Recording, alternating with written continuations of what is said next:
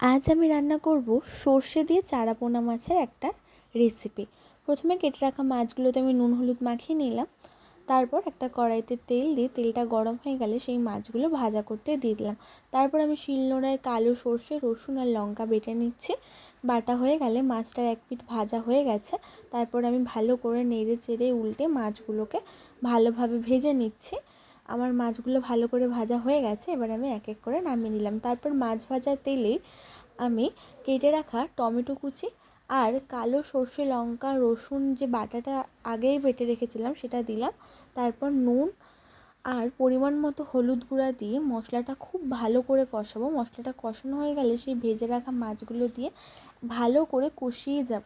মনে রাখবে, এই ক্ষেত্রে তুমি যত কষাবে রান্নার টেস্টটা আরও ভালো হবে। কষানোর পর সামান্য অর্থাৎ অল্প জল দেবেন, বেশি ঝোল রাখবেন না, তরকারিটা মাখা মাখা হবে। তারপর ধনেপাতা দিয়ে সেটি 5 মিনিট ফুটিয়ে নামিয়ে নেবেন। এই আমাদের গরম গরম সর্ষে